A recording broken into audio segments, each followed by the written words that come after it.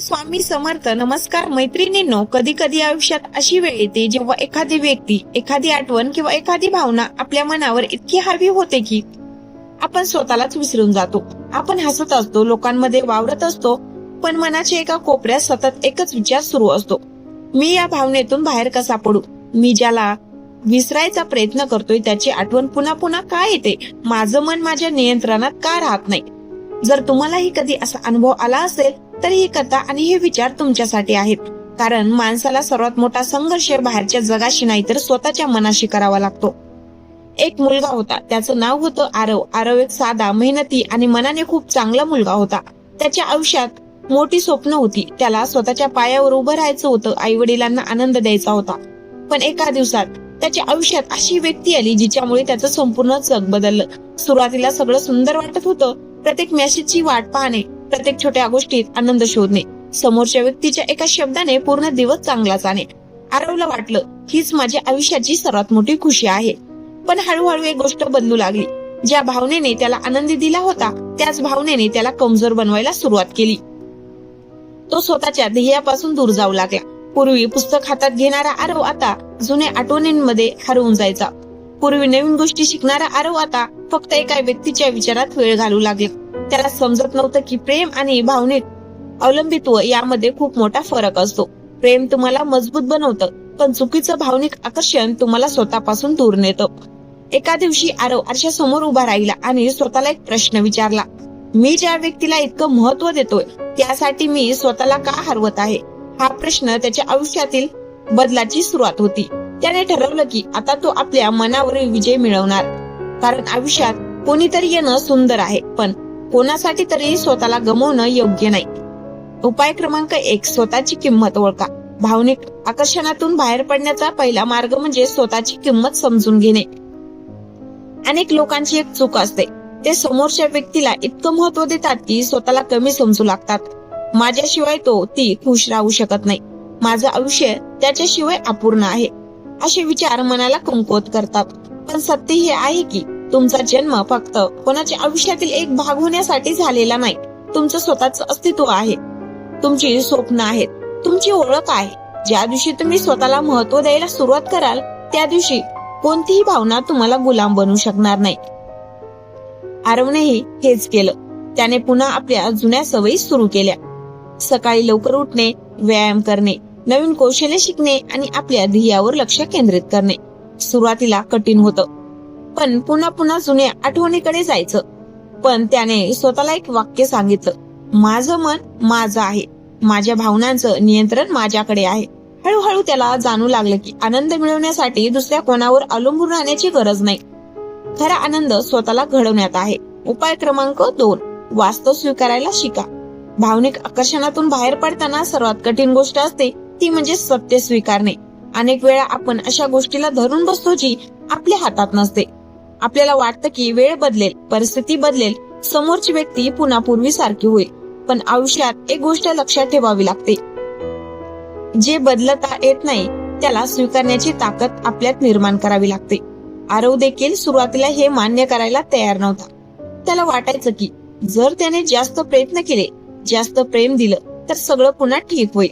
पण हळूहळू त्याला समजलं की नातं किंवा भावना एकट्या एका व्यक्तीच्या प्रयत्नाने टिकत नाहीत.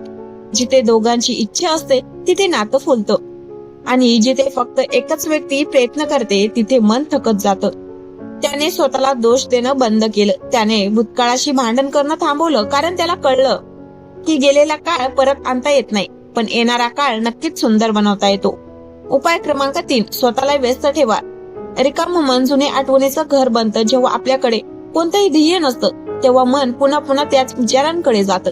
म्हणून स्वतःला नवीन गोष्टींमध्ये गुंतवा, नवीन कौशल्य शिका, तुमच्या शरीरावर काम करा, तुमच्या करिअरवर लक्ष द्या, तुमच्या कुटुंबासोबत वेळ घालवा. आरवनेही स्वतःला आयुष्यात बदल करायला सुरुवात केली. पूर्वी जो वेळ तो विचारांमध्ये घालवायचा तो आता स्वतःला सुधारण्यासाठी वापरू लागला. त्याने सकाळी धावायला सुरुवात केली, नवीन पुस्तके वाचायला सुरुवात केली, आपल्या कामांमध्ये लक्ष केंद्रित केलं. काही दिवसांनी त्याला जाणवलं की ज्या आठवणी त्याला कमजोर केलं होतं त्याच आठवणी आता त्याला मजबूत बनवत आहेत. कारण दुःख आपल्याला तोडण्यासाठी नाही तर आपल्याला घडवण्यासाठी येतं. उपाय क्रमांक 4, जुने आठवणींना वारंवार जाग करू नका. अनेक लोक एक चूक करतात. ते म्हणतात मला विसरायचं आहे, पण पुन्हा पुन्हा जुने फोटो पाहतात, जुने मेसेज वाचतात, जुन्या क्षणांना आठवतात. यामुळे मनाला पुढे जाण्याची संधी मिळत नाही. जखम भरून येण्यासाठी तिला पुन्हा पुन्हा दुखवणं थांबवावं लागतं. आरवने हे समजून घेतलं. त्याने भूतकाळ मिटवला नाही, पण त्याला आपल्या वर्तमानावर राज्य करू दिलं नाही. त्याने स्वतःला सांगितलं, आठवणी माझ्या आयुष्याचा एक भाग आहेत, पण माझं संपूर्ण आयुष्य नाही. उपाय क्रमांक 5, स्वतःशी सकारात्मक संवाद साधा. आपण दिवसभर अनेक लोकांशी बोलतो, पण सर्वात जास्त आपण स्वतःशी बोलत असतो. जर मनात सतत नकारात्मक विचार असतील तर आयुष्य कठीण वाटू लागतं. मी एकटा आहे, माझं काही होणार नाही, मला कधीच आनंद मिळणार नाही, असे विचार मनाला अंधारात नेतात. त्याऐवजी स्वतःला सांगा, मी मजबूत आहे, माझ्याकडे नवीन सुरुवात करण्याची ताकद आहे, माझं भविष्य माझ्या हातात आहे. आरवनेही स्वतःच्या विचारांची दिशा बदलली. त्याला समजलं की परिस्थिती बदलण्याआधी विचार बदलावे लागतात, कारण मन जिंकलं तर आयुष्य जिंकता येतं. उपाय क्रमांक 6, स्वतःला माफ करा. कधी कधी आपण दुसऱ्यांपेक्षा स्वतःला जास्त शिक्षा देतो. मी अशी चूक का केली, मी इतका भावनिक का झालो, मी वेळ का वाया घालवला, असे प्रश्न स्वतःला त्रास देतात. पण लक्षात ठेवा, चूक होणे म्हणजे आयुष्य संपवणं नाही. चूक म्हणजे शिकण्याची एक संधी आहे. आरवने स्वतःला माफ केलं. त्याने भूतकाळातील स्वतःला दोष देणं बंद केलं, कारण त्याला कळलं की त्यावेळेला त्याने जे केलं ते त्याला योग्य वाटत होतं. आता त्याच्याकडे अनुभव होता आणि त्या अनुभवामुळे तो अधिक समजूतदार झाला होता.